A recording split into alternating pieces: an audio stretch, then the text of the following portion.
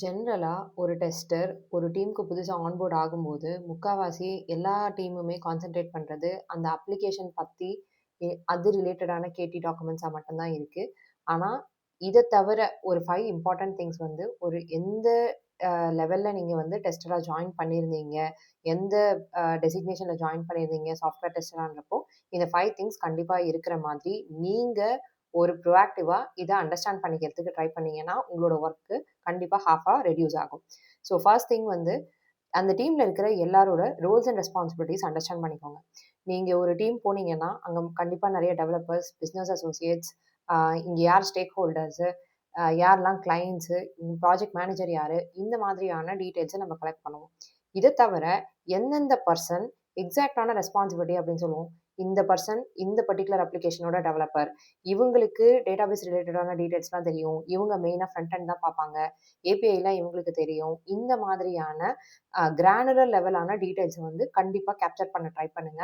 அப்போ உங்களுக்கு எந்த ப்ராப்ளம் வரும்போதும், இல்ல எந்த கொஸ்டின்ஸோ, கிளாரிஃபிகேஷன்ஸ், இஷ்யூஸ் எது வந்தாலும், யார அப்ரோச் பண்ணணுங்கிற டீட்டெயில்ஸ் கண்டிப்பா ஈஸியா தெரிஞ்சிரும். ஸோ எல்லாரோட ரோல்ஸ் அண்ட் ரெஸ்பான்சிபிலிட்டீஸ கிளியரா அண்டர்ஸ்டாண்ட் பண்ணிக்கோங்க. எதுக்கு யார அப்ரோச் பண்ணணும் அப்படிங்கிறத வந்து அண்டர்ஸ்டாண்ட் பண்ணிக்கணும்.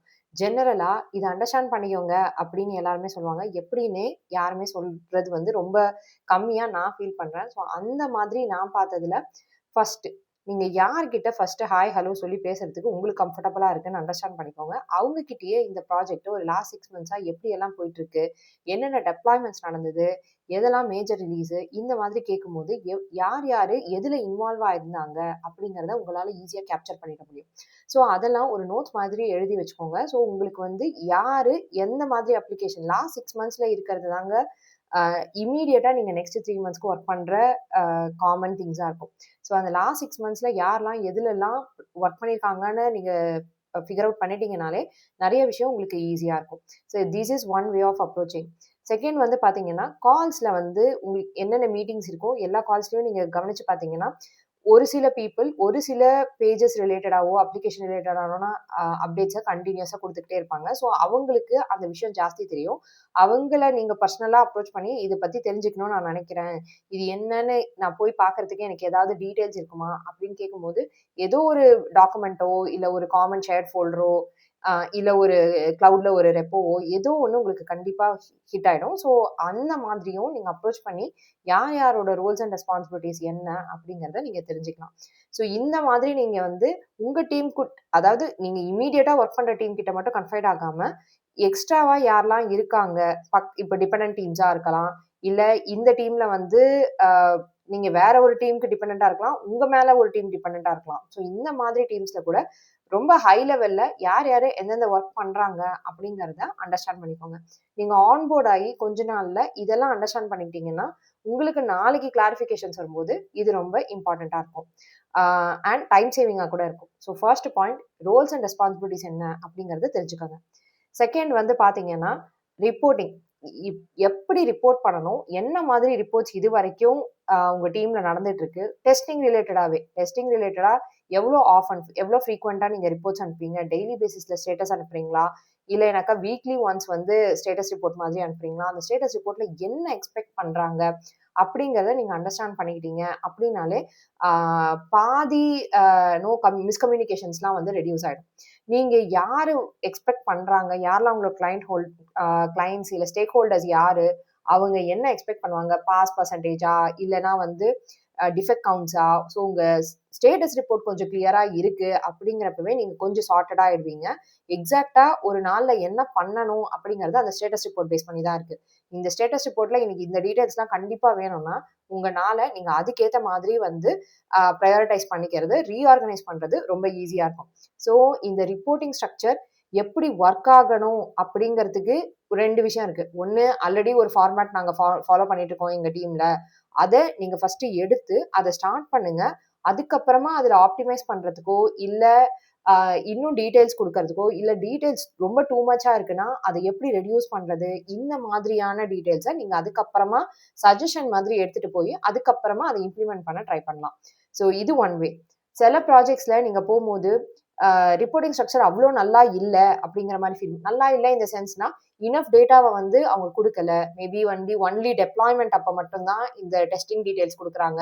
இல்லை நம்ம வீக்லியே நீங்கள் நம்ம இதை கொடுக்கலாம். கொடுத்தீங்கன்னா ஓவர் ஹெட்ஸ் வந்து ரொம்ப கம்மியாக இருக்கும். லாஸ்ட் மினிட்ல வந்து இது ஒர்க் ஆகல அது ஒர்க் ஆகலன்னு சொல்றதுக்கான அவசியம் வந்து கம்மியாக இருக்கும். அந்த மாதிரி ஒரு ஃபீலிங்ல இருக்கிறவங்களுக்கு இந்த மாதிரி நீங்க சஜஸ்ட் பண்ணலாம். இன்னும் கொஞ்சம் பெட்டரா நம்ம வந்து வீக்லி ஸ்டேட்டஸ் ரிப்போர்ட் அனுப்பலாம் அப்படிங்கிற மாதிரி.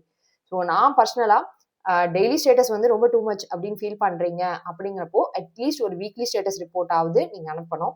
பேஸ்ட் ஆன் மேபி நீங்க வந்து ஃபங்க்ஷனல் டெஸ்டிங் பண்ற டீமா இருந்துச்சுன்னா எவ்வளோ எவ்வளோ total number of test cases, எவ்வளோ பாஸ் ஃபெயிலியர்ஸ், அது ரிலேட்டடான டீடைல்ஸ், எது காமனா ரிப்பீட் ஆகிற இஷ்யூஸ், டெய்லி நாங்க ரெக்ரெஷன் ரன் பண்ணும்போது இந்த இஷ்யூஸ் தான் ரிப்பீட் ஆகுது, டிஃபெக்ட்ஸ் கவுண்ட்ஸ் எவ்வளோ, டிஃபெக்டோட டென்சிட்டி என்னவா இருக்கு, இந்த மாதிரியான டீடைல்ஸ் எல்லாம் நீங்க உங்களோட வீக்லி ஸ்டேட்டஸ் ரிப்போர்ட்ல எல்லாருக்குமே ஈஸியா இருக்கிற மாதிரி நீங்க அனுப்புறது.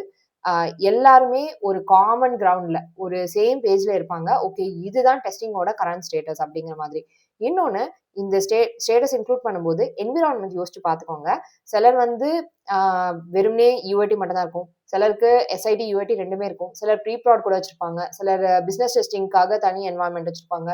ஸோ அது ரிலேட்டடா உங்களோட டீம் அந்த மாதிரியும் ஒர்க் ஆகுதுன்னா அதுக்கேற்ற மாதிரி உங்க ரிப்போர்ட் வச்சுக்கோங்க. ஜென்ரலா 1 பேஜ் ரிப்போர்ட் வச்சுட்டீங்கன்னா எல்லாருக்கும் ஓப்பன் பண்ணும்போது பார்க்கும்போதே ஒரு ஹை லெவல்ல கரண்ட் வீக்கோட டெஸ்டிங் ஸ்டேட்டஸ் என்ன அப்படின்னு தெரியற மாதிரி இருக்கிறப்போ எல்லாருக்குமே யூஸ்ஃபுல்லா இருக்கும். அந்த கிளாரிட்டியும் ரொம்ப சிம்பிளா இருக்கும். நீங்க யாருக்கும் இந்த ஸ்டேட்டஸை ஒரு கால் வச்சு எக்ஸ்பிளைன் பண்ண வேண்டிய அவசியம் இல்லாம இருக்கும்.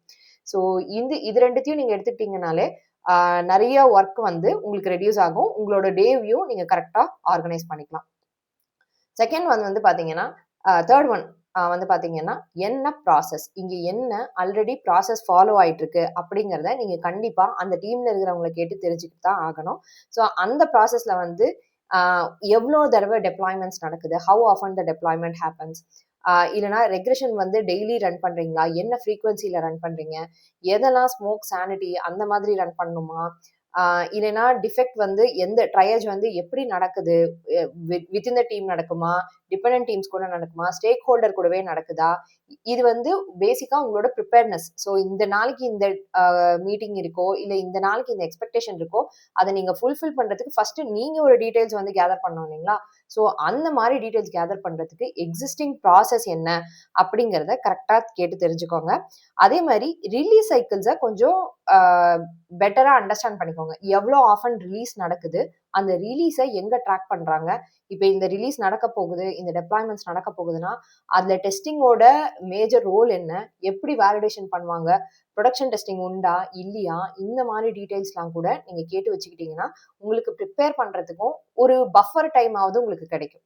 ஸோ இது ரிலேட்டடான ஒர்க்கை நீங்க ஆன்போர்ட் பண்ண கொஞ்ச நாள்லயே நீங்க ஃபிகர் அவுட் பண்ணிட்டீங்க, இதோட டீடைல்ஸ் உங்ககிட்ட தெரியும், உங்க ப்ராசஸ் என்னன்னு தெரியும் அப்படின்னா நிறைய இஷ்யூஸை வந்து நீங்க ஈஸியா ஓவர் கம் பண்ணிடலாம். ஒரு எக்ஸாம்பிளுக்கு நான் சொல்றேன். ஒன் ஆஃப் த ப்ராஜெக்ட்ஸ் ரொம்ப ஓல்டு ப்ராஜெக்ட் நான் ஒர்க் பண்ணும்போது எப்படி அந்த டிக்கெட்ஸ் ரைஸ் பண்ணணும், இப்போ சேஞ்ச் ரெக்வஸ்ட் பண்ண போறாங்க, ஒரு டெப்ளாய்மெண்ட் நடக்க போகுது அப்படின்னா அவங்க அதை ரைஸ் பண்ணிட்டாங்க, எனக்கு அதை எங்க போய் பார்க்கணும்னே தெரியல. என்ன அதை டெஸ்டரா அசைன் பண்ணியிருக்காங்க, நான் டெஸ்டிங் ஒர்க்கை பண்ணிட்டேன், ஆனா அந்த டிக்கெட்டை போய் அப்டேட் பண்ணுன்னு சொல்லும்போது எனக்கு டிக்கெட்டுனா என்னன்னே தெரியல, எப்படி அந்த சர்வீஸ் நான் ஓப்பன் பண்ணணும்னு கூட எனக்கு தெரியல. இது ஜஸ்ட் வந்து என்ன ப்ராசஸ் அப்படிங்கிறத அண்டர்ஸ்டாண்ட் பண்ணிக்கிட்டோம் அப்படின்னாக்கா பாதி இஷ்யூஸ் வந்து நீங்க ரெடியூஸ் பண்ணிடலாம்.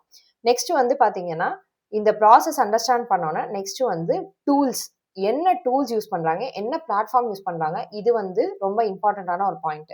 ஸோ என்ன டூல் யூஸ் பண்றாங்க அப்படிங்கிறப்போ ஜென்ரலா நம்ம யோசிக்கிறது வந்து ஓகே ஃபங்க்ஷனல் டெஸ்டிங்க்கு எந்த டூல்ஸுமே தேவையில்ல, ஆட்டோமேஷன் டெஸ்டிங்க்கு எது பேசிக்கான டூல் நம்ம யூஸ் பண்றாங்கன்றதை அண்டர்ஸ்டாண்ட் பண்ணிட்டா போறோம் அப்படின்னு நினைக்கிறாங்க.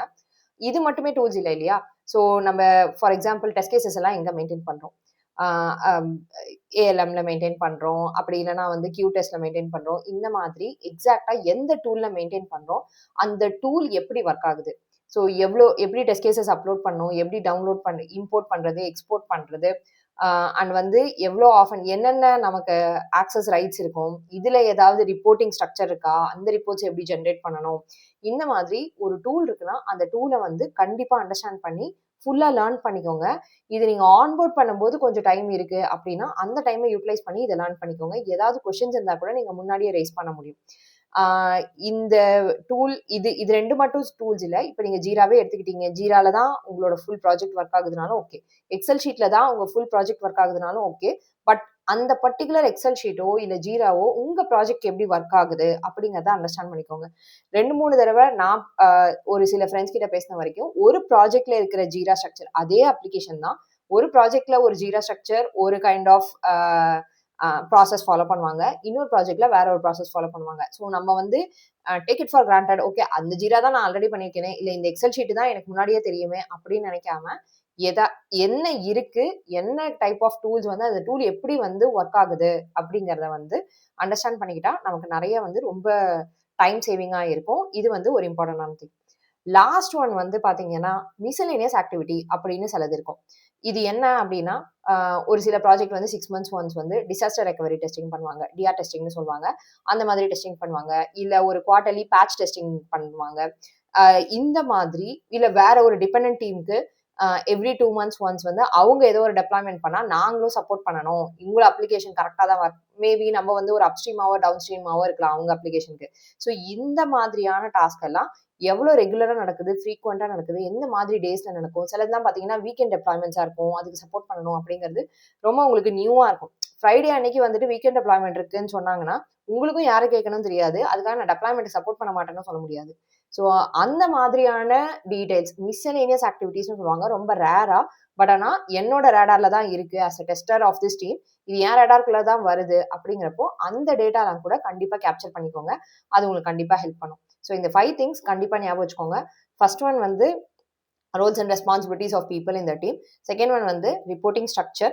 Third one வந்து what is the existing process followed in the team. Fourth one வந்து tools that are used to follow this process. Fifth one வந்து miscellaneous testing activity. இது எல்லாத்தையுமே கேப்சர் பண்ணிட்டீங்கன்னா உங்களுக்கு ஆர்கனைஸ் பண்றதுக்கும் ரீஆர்கனைஸ் பண்றதுக்கும் ரொம்ப யூஸ்ஃபுல்லா இருக்கும். All the best.